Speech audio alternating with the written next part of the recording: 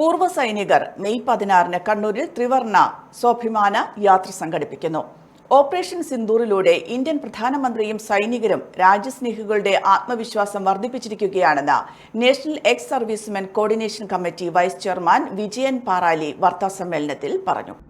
പാകിസ്ഥാൻ പോറ്റി വളർത്തുന്ന തീവ്രവാദ ക്യാമ്പുകളും തീവ്രവാദികളെയും അവരുടെ നേതൃത്വങ്ങളെയും അവരുടെ നേതാക്കന്മാരെയും ഉന്മൂലനം ചെയ്യാൻ 100-ലധികം ആൾക്കാരെ ഉന്മൂലനം ചെയ്യാനും ആ ക്യാമ്പുകൾ നശിപ്പിക്കാനും ഇന്ത്യൻ സൈന്യത്തിന് സാധിച്ചിട്ടുണ്ട്.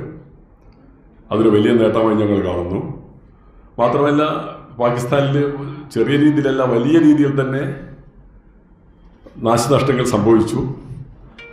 ഇത് സൈന്യം ചെയ്ത ഏറ്റവും വലിയ നേട്ടമായി കാണുന്നു. ആ സൈന്യത്തെ അഭിനന്ദിക്കുക എന്ന ഉദ്ദേശത്തോടു കൂടിയും പിന്നെ ഗവൺമെൻറ് തലത്തിൽ ഗംഗാ നദിയിലെ വെള്ളം, പാകിസ്ഥാൻ്റെ കുടിവെള്ളം ബ്ലോക്ക് ചെയ്ത് അവരെ ശ്വാസം മുട്ടിക്കാനുള്ളൊരു നടപടിയും, മറുവശത്ത് ജമ്മു കാശ്മീരിലൂടെ ഒഴുകുന്ന ചിനാമ നദി തുറന്നുവിട്ട് പാകിസ്ഥാൻ്റെ ഒരു ഭാഗത്ത് പ്രളയം ഉണ്ടാക്കാനും ഗവൺമെൻറ്റിന് സാധിച്ചു.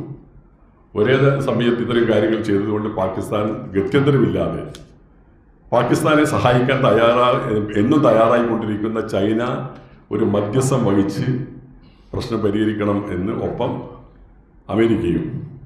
ഇപ്പം ഞങ്ങളിവിടെ ഉദ്ദേശിക്കുന്നത് കണ്ണൂർ ജില്ലയിലെ എല്ലാ മുൻ സൈനിക സംഘടനകളും ഒത്തുചേർന്നുകൊണ്ട് ഗവൺമെൻറ്റിനും സൈനികർക്കും അഭിവാദ്യങ്ങൾ അർപ്പിക്കുക എന്നതാണ് ഞങ്ങൾ ഈ പരിപാടിയിൽ ഉദ്ദേശിക്കുന്നത്. ഞങ്ങൾ മെയ് 16 കണ്ണൂരിൽ ത്രിവർണ്ണ സ്വാഭിമാന യാത്ര സംഘടിപ്പിക്കാൻ തീരുമാനിച്ചിരിക്കുകയാണ്. മെയ് 16 വൈകുന്നേരം 4 മണിക്ക് കണ്ണൂർ നഗരത്തിലെ വിളക്കും തറയ്ക്ക് സമീപത്തു നിന്ന് ആരംഭിക്കുന്ന യാത്ര ഹെഡ് പോസ്റ്റ് ഓഫീസിന് സമീപത്തെ യുദ്ധസ്മാരകത്തിൽ സമാപിക്കും. തുടർന്ന് പുഷ്പാർച്ചനയും ദീപം തെളിക്കലും നടക്കുമെന്നും വിജയൻ പാറാലി പറഞ്ഞു. Radhakrishnan Manikkoth, Shaurya Chakra PV Manesh, AT Saseendran, P Sukumaran എന്നിവരും വാർത്താസമ്മേളനത്തിൽ പങ്കെടുത്തു.